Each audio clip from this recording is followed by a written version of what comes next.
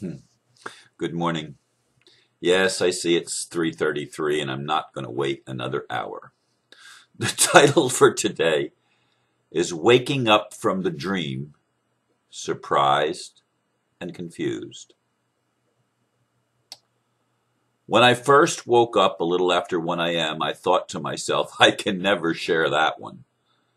Yet the more I meditated on it, I realized I had to share it. I've never had a dream that I can remember so many scenes in the story. And it ties in with what is happening on our planet right now as greater truths are being revealed, including the OPPT. As the facts are made known, many will be surprised and feel confused. Many secrets will no longer be secret. The truth will astound most.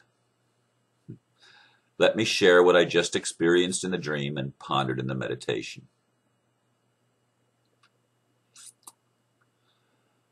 The dream. The opening scene that I can remember was in a setting that I'm not sure I ever experienced on this planet in this lifetime. It was totally out of my element. It was a high-class party of some kind, and there I was right in the middle of it. I knew the players knew me. How that could be, I have no clue, but that was my perception of the reality of the dream, if dreams have any reality. I was mixing and mingling, and there was a particular couple that I knew very well. A white guy and a black woman. Actually, I realized in the meditation, a Somalian woman. Specifically, a Somalian woman. Finer features than most African women would have, or African people would have. And I realized, at first I thought she was a mulatto or mixed breed, but as I meditated, no, she was from Somalia. Why Somalia? I have no idea. That's just what came to me in the meditation. Anyway, she came to me in the second scene to seduce me.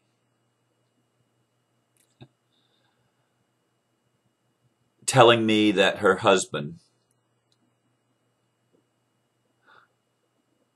was at that very moment in time, she thought, engaged in an affair with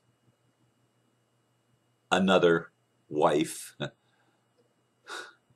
of one of the people at the party.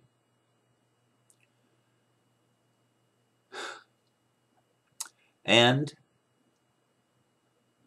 I resisted at first, but then I ended up being seduced. Now, I don't remember the sexual part. That's interesting. And as I meditated on it, reminded me of Vladimir Megra and Anastasia. He could remember what led up to what probably was sex, and he could remember how he felt afterwards, but he couldn't remember any of the details. And that's pretty much like it was in the dream. I can remember sitting together with her after we obviously had sex, and she was telling me how wonderful it was, which of course boosts my male ego, that I was such a good lover, etc., etc. I've heard that before, more than once. And whether it's true or not, I don't know. I've never made love. Well, that's not true either. uh, anyway, she was sitting there in her panties and like a negligee type of thing, and I remember touching her, and the next thing I know, I was in another scene with having a drink with 3 other guys, including her husband. Now, I don't hang out with guys. I mean, I just don't hang out with guys. So here's another thing that's totally uncharacteristic of how I conduct my life. and I'm having a drink with these guys, and then we leave, and we're walking back to whether it's the hotel. I'm not sure. It was almost like a resort thing, and there was more than one building there. But we were walking back together, and I start telling the husband what had happened earlier. And one of the other men was really, I mean, how could you do that? And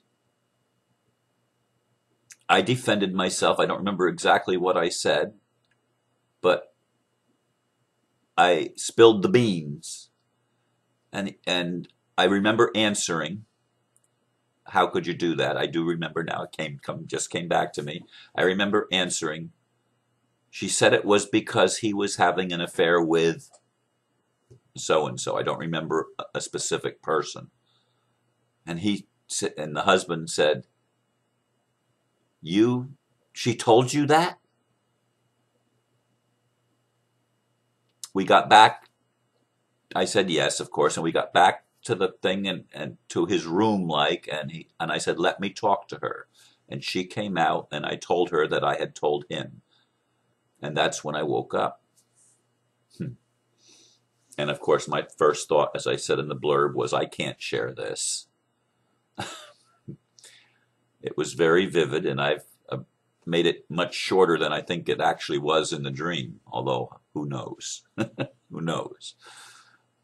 Maybe all the scenes and stuff happened simultaneously, and I was just able to separate them upon awakening.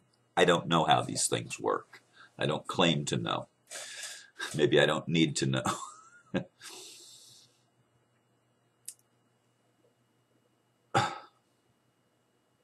I was very in character and yet out of character in the dream. I would not have sex with a married woman, knowing that she's married, and not just married, but to a friend of mine, someone that I knew fairly closely.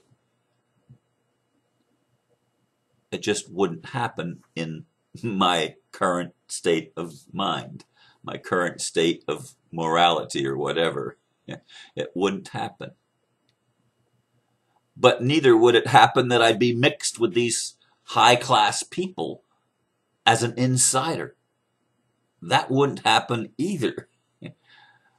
The only thing that was true to form is my willingness to tell the truth. I had integrity there. Even though I was one of the high-class people, my integrity got a hold of me, and it was in charge in the dream. I told the truth. I think that's important. But as I meditated, many things came to me. I was confused. Why did I sleep with a married woman who happened to be married to a friend of mine? Why did I have sex with her? And she was African. I've never had sex with an African, not that I'm aware of in this lifetime. I tend to be most attracted, quite honestly, to very fair-skinned people, not dark-complected people. That's just my attraction factor. It's not right or wrong, it's just what is. Preferably blue-eyed blondes, but the blue eyes and the blonde aren't essential, obviously, but I find that very beautiful. And this was not that. She was an African woman, lighter skinned than some Africans, finer featured than most Africans, but African nevertheless. And there I was, being seduced by her. I want to say that from previous dreams, I know that morality in dreams isn't the same as morality in my waking moment, because there have been other dreams that, even though I saw no nudity in this dream, ironically, I had sex. Figure that one out. And I haven't had sex in a long time, which is another thing, but that's another thing. As I pondered the dream, I thought of Heather and her Moroccan husband. And Heather, of course, is the attorney with the OPPT. And I was thinking of all the accusations of she's a Jesuit, she's connected to the Rothschild, she's part Illuminati, she took an oath to the Bar Association, which makes her untrustworthy. And, you know, she might be one of the insiders or whatever. All the accusations that come out because people are confused by things, by the one people's public trust, and by Heather, and by all that's coming out and all that's going to yet come out to the surface of what's been going on behind the scenes. And the fact that I was playing a role with insiders, still I haven't figured that out, but somehow I had the sense that Saint Germain was involved in all of that. And that was a later thought in my meditation, that Saint Germain was involved in that group of people also, and how I was there. Again, I'm clueless. I'm clueless as to how I was there. The thought came to me that, Ron, you're playing more than one role right now on this planet. I am. Now, I'm not saying that's true. I'm just saying that's a thought that came to me. Maybe we're all playing more than one role, and we don't know it. Maybe each of us is playing a light role and a dark role. Wouldn't that be something? Now, I'm not saying that's true.